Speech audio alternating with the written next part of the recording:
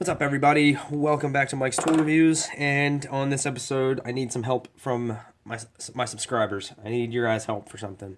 I've been thinking about changing the name of the channel slightly. I don't want to do just reviews.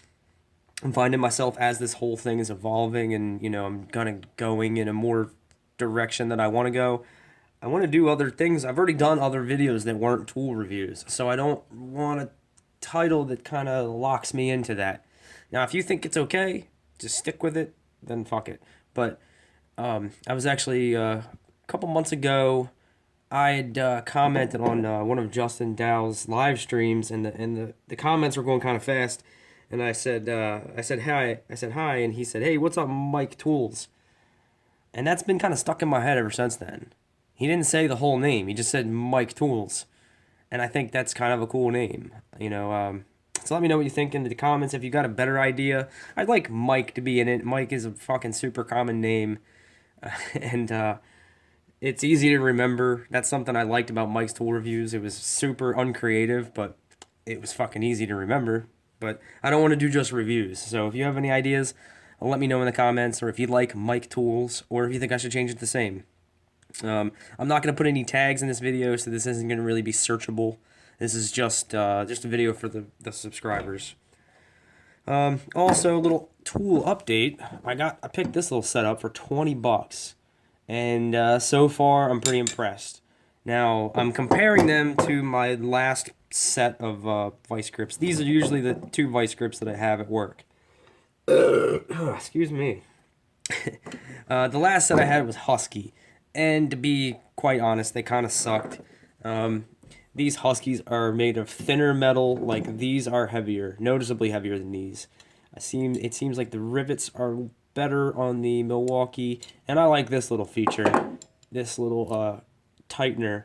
Instead of a little thumb stud, you have this thing you can stick a screwdriver in and give it an extra little crank. And I was playing with it, and even once you snap it on something, you can still turn this and get it even tighter. So you don't have to kill your hand trying to snap it onto something. So far, I really like these. I'd say they're equal to, or maybe even better than Irwin. But there's so many joints on these things that there's nothing like a brand new pair of vice grips. All the joints and everything are nice and tight. As to where, like, this one, got that much play in it, and I feel like it had that much when they were new. As to where this one is like nothing. It's like a 1/16 of an inch. So I'm excited to use those. I will come back to these and do a review on them. But they're equal to, if not better than, the Irwins. Little update. This is one of my older videos. These two Wera craft form screwdrivers that had the laser etching on the tips. Yeah, my fingers are jacked up this week. That's the Kershaw Blur. Took a slice out of my finger. That was Estwing 20 ounce. Smashed the living shit out of my thumb. But just don't focus on the fingers. They have the laser etching. I don't know if you can see those little hash marks. You can see it on the flathead. Oh, there, you can see it on the Phillips better there. German Tool Reviews had told me, go check his channel out. His all German tools. The guy knows his shit. He told me the laser etching actually hardens the steel in the tip, and not only creates more gripping on the fastener, but it also makes the tip harder and more durable. The gripping feature of it kind of went away. The ones on the flathead are kind of smoothed out, and the ones on the Phillips are almost gone where it makes contact, but they're still good. The laser etching might have been a little gimmicky, and maybe the tips are harder. So far, they're holding up really well, and I think I'm going to get some more of these Wera screwdrivers. I really like these. But like I said, the laser etching kind of failed under some normal use. It doesn't hold screws like it used to. I don't know if I had these in a Harbor Freight tool haul video. I don't know if you can tell. There's a fucking offset. There you go. You can see it now. The handle is straight, and then it kicks up, and then the tip goes back down. I was doing some light work with these things, and it did that. There's a chance that they were like that when I bought them, and I never noticed it till after using them a couple times. because I did try to straighten them back out, and it was kind of difficult. I don't really remember how much force I was putting on them the last time I used them, but that, you know, they're fucking Harbor Freight. The teeth have all kind of either been filled with shit or just the teeth have chipped off. You know, you get what you pay for. They're still long needle nose. They did not break, but I will show you a Harbor Freight tool that did break. This piece of shit. These dikes. That was a normal cut into some aluminum MC. This should be hardened tool steel or some kind of hard steel, whatever the hell it's made of. And I was cutting through aluminum, plastic, and copper in MC sheathed, you know, wire. Like here. If you don't know, this is MC cable. This is actually, I think this was the piece that I cut. Just normal cutting. That little bitch, that little tip fucking broke off. But, you know, this thing really doesn't want to focus today. Alright. Yeah, the tip just snapped off. That's like one of the most important parts of the cutting blade, is the very tip of it. Not really that pissed, because you know, these were like $4, I think. Like I said, you get what you pay for. What else? Oh, the snap-ons. I went against my better judgment. I took these to work, and I've been bolting together a 3000 amp switchgear with these. Using it for everything. Landing the wires, actually bolting the cabinets together. Been using them both like in tandem. There's a lot of bolts and nuts that I got to get to both sides of. And these things have kicked ass.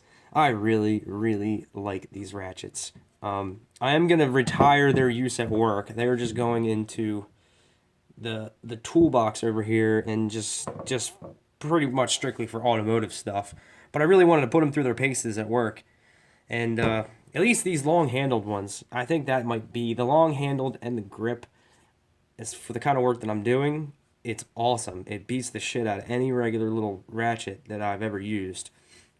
And they're still really, just the action on them, it's really not quite like any other ratchet.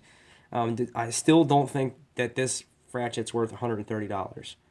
I'm sorry, you're probably paying like $40. You're probably paying $40 for that name right there. They're making a killing. They're making a killing off these things, but there's nothing else. I guess there's nothing else comparable.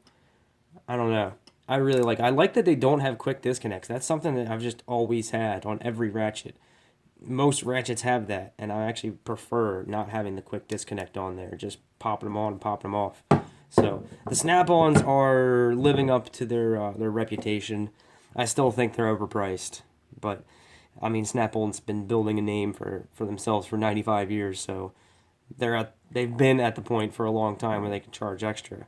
Even though this thing has shot up like $25 or $30 in the past, I don't know, 10 years. I remember looking at this in a catalog like 10 years ago, and it was like 115 or $120, and now it's like 150 or 160. So, you know, they're making a killing, but that's it. Snap-on's kicking ass. Ware is kicking ass. These look like they're gonna kick ass. Harbor Freight, you know, is a fucking crapshoot every time you get something with the Pittsburgh logo on it. But, you know, I got some ideas for some future videos real soon. Like this is what got me thinking about changing the name. I want to do a electrician's tool, like what you should have as a apprentice electrician or a new electrician in residential or commercial or industrial. I've had experience in all three areas, and you know, I think I got a pretty good idea. The guy who originally took me out tool shopping before I ever got into the trade was a jackass, and I bought the swivel screwdrivers, and he suggested like a 12-ounce hammer. I started in residential and all this bullshit, and he said, "Oh, you don't need Klein. Klein's overpriced shit. You just get this like Stanley stuff." And he was dead wrong. And I'd like to make a video about you know, what tools you should get as starting an apprentice, or what tools you should have after like a year, you know, after making some paychecks. So I want to do that in the future, and yeah, let me know what you think about the name change. I think I might go with it, but you know, it might depend on the feedback that I get from you guys. So let me know what you think. Pick up your new brand new offset long nose pliers today at fucking Harbor Freight. They're awesome. And yeah, thanks for watching.